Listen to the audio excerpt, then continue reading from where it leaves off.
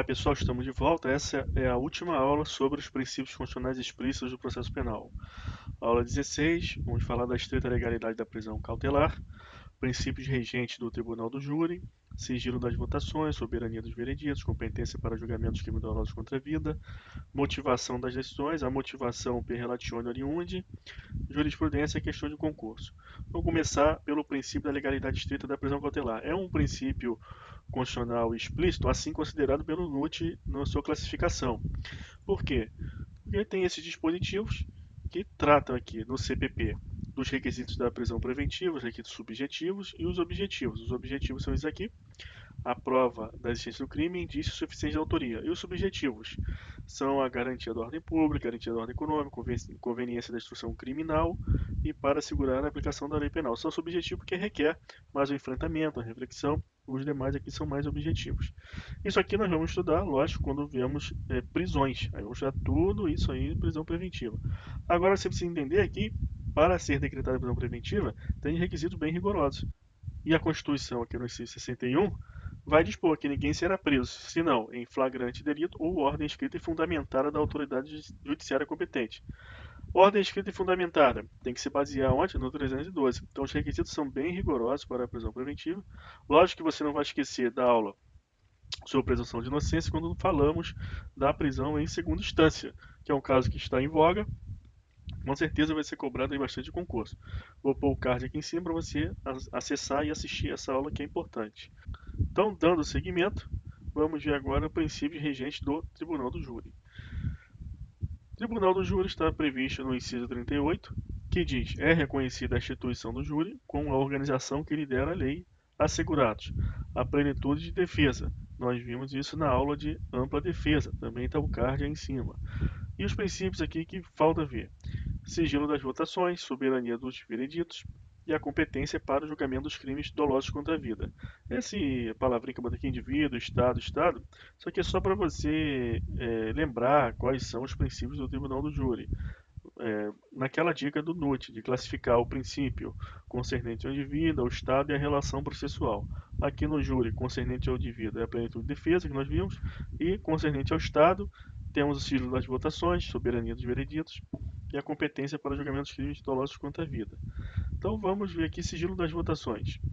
Está previsto, como vimos lá no inciso 38b da CF, e significa que os jurados devem proferir o veredito em votação situado em sala especial, assegurando tranquilidade, possibilidade de reflexão, com eventual consulta ao processo e perguntas ao magistrado. Estarão presentes apenas as partes, embora no caso do réu, representado pelo defensor, funcionários da justiça e presidência do juiz do direito. Então aqui esse sigilo tem aquelas pessoas que participam, então aquela publicidade restrita, os funcionários, todas aquelas pessoas que precisam estar ali para que o processo possa acontecer. E também o representante das partes, Ministério Público, o defensor.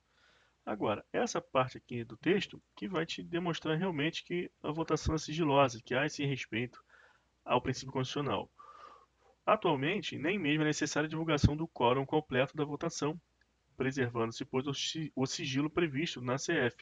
Esses parágrafos aqui do 483, ele vai dizer o quê? Que se tiver 4 votos já, favoráveis ou contra aos quesitos, encerra-se a votação. Não precisa divulgar os restantes. Nós vamos ver, vamos estudar a júri com bastante tranquilidade, que o conselho de sentença, aqueles jurados que votam os quesitos, é formado por 7 pessoas. E o magistrado ele vai passando os quesitos e o jurado tem que responder afirmativamente ou negativamente aos quesitos colocados. Então, materialidade, autoria, o réu ele deve ser absolvido. Tem 7 pessoas no conselho de sentença. Se tiver 4 votos, encerra-se a votação. Então não se sabe quem votou a favor, quem votou contra. Se todos os 7 votos forem divulgados, todos a favor, o sigilo ele vai ficar aí mitigado, porque ficará conhecido que todos os jurados votaram a favor ou contra. Os votos são iguais. Isso aí repercute o quê? Na violação ao sigilo. Então essa regra é bem interessante para fazer valer o princípio constitucional. Soberania dos vereditos. O júri ele é soberano, tá na Constituição, no 38C. Então, quem decide o julgamento no tribunal de júri? É o conselho de sentença. O magistrado ali ele vai presidir a audiência, ele vai fixar a pena, mas quem julga é o júri, porque é soberano. O que vai repercutir nesse princípio aqui na prática? Vamos ver aqui.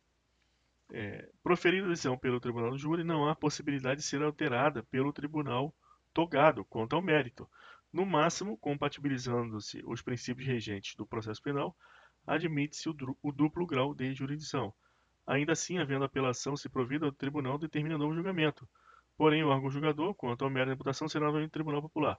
Então, assim, se é apelação, tribunal do júri, a segunda instância ela não vai proferir o julgamento, porque quem é o juiz é o júri popular. Então, o que pode acontecer é ser declarado nulo e ter outro julgamento. Só que, por conta ainda desse princípio da soberania dos vereditos, a dificuldade para se anular o julgamento do júri é imensa. Tem que ser caso bastante aberrante mesmo, porque se for muito mitigado, muito flexibilizado, as possibilidades de nulificação do julgamento feito pelo júri vai o quê? Vai haver violação ao princípio da soberania dos vereditos. Competência para o julgamento dos crimes dolosos contra a vida. O que você precisa saber disso aqui? Que essa competência está lá no 38D, é uma competência fixada, determinada pela Constituição Federal, mas pode ter também outras competências dispostas por lei ordinária. A legislação ela pode criar outras competências para o júri. Ocorre que essa competência para julgar crimes dolosos contra a vida, ela está lá já fixada no texto constitucional, sendo uma garantia, um princípio. Então, a previsão 38D assegura a competência mínima para o tribunal do júri. Nada impede que o legislador ordinário promova a inserção em normas processuais de outros casos serem julgados pelo Tribunal Popular. Lembremos que atualmente o júri já julga outras infrações penais, desde que conexas com os delitos dolosos contra a vida. Vamos ver isso aqui quando estudarmos júri. Motivação das decisões. Está lá no 93.9. As decisões elas devem ser fundamentadas, sob pena de nulidade. Vimos na aula de publicidade, na aula anterior, também aqui no 93.9, que os julgamentos são públicos e o sigilo é exceção. Tem aqui o dispositivo constitucional, a partir do qual infere-se o princípio explícito da motivação das decisões e que é cobrado em concurso. O CPP no 564 diz que a nulidade ocorrerá por omissão de formalidade que constitui elemento essencial do ato. Então, as decisões judiciais devem ser fundamentadas. Se não houver fundamentação, a decisão é nula. Todos os julgamentos do órgão judiciário serão públicos e fundamentadas todas as decisões sob pena de nulidade. Isso aqui é o CPC, artigo 11. Então, o CPP vai falar que tem omissão de formalidade essencial do ato, a fundamentação, tem que ter fundamentação. Então, é nula. Motivação per relatione aliundi. Só que, quando cai em concurso, as pessoas não sabem o que significa, é a questão. É a motivação por referência, aliundi significa que vem de outro lugar. Então, é aquela fundamentação referida à denúncia, à queixa. O juiz ele vai se referir a uma outra fundamentação feita por outro sujeito processual. Isso aqui tem suas críticas, mas a jurisprudência admite. Qual é o critério para que se admita essa fundamentação? Que nela esteja presente ali fundamentos que também sejam suficientes para a decretação da prisão preventiva. Então, se tiver uma motivação per relatione e ela verifique que a partir dali também a prisão preventiva ela pode ser decretada de forma idônea, é a fundamentação cabível. Esse é o critério para admissão. Então, há controvérsia em torno da possibilidade de adoção da denominada fundamentação per relatione. Fundamentação per relatione aliundi é aquela em que a autoridade judiciária adota como fundamento de sua decisão as alegações contidas na representação da autoridade policial, requerimento do órgão do Ministério Público, do querelante e do assistente. Grande parte da doutrina posiciona-se contrariamente à motivação per relatione, por nela não haver explicitação por parte do magistrado. Então a crítica é por causa disso. Quem fundamentou ali não foi o magistrado, é uma peça do Ministério Público, são peças ali informativas da autoridade policial, ainda fazendo referência a esses documentos. A crítica é que não basta o reenvio à justificação contida na manifestação de uma das partes ou até da autoridade policial, o que afeta até mesmo a própria imparcialidade da decisão, porquanto não é certo que as decisões do provimento jurisdicional sejam dadas por uma das partes. É a crítica que é feita. Com a prova discursiva e defensoria, você vai ter que enfrentar esse tipo de situação. No entanto, na visão dos tribunais, tem-se admitido que pode Para a jurisprudência, o tribunal pode. Então, você vai marcar lá na sua questão que pode. Tem-se admitido a possibilidade de juiz adotar como fundamento de sua decisão as alegações da autoridade policial, Ministério Público, querelante, desde que nela haja argumento suficiente que autorize a decretação da prisão preventiva. Tudo isso por quê? Por causa da legalidade estrita que exige-se para a decretação da prisão preventiva. Se tem ali fundamento suficiente para a prisão preventiva, é porque é uma boa fundamentação. A justificativa é essa. Então sendo desnecessário a reprodução nos mesmos autos, é só por referência, ali onde. Então tem os precedentes, você pode consultar o HC 29.293, HC 31015, HC 84262, HC 25352, só você constatar que a jurisprudência admite. Aqui eu trouxe uma só para você registrar. Entendeu a primeira turma do Supremo que, muito embora no sucinto decreto de prisão preventiva tivesse adotado o requerimento do Ministério Público como fundamentação, sem transcrevê-lo, foi por referência, nem transcreveu. A constrição cautelar teria sido baseada em fatos concretos, portanto, em conformidade com o disposto no 312. Então, o que se avalia é se tem ali os requisitos 312, não importa se a fundamentação é só do juiz ou é per relatione, oriundi, então é admitido.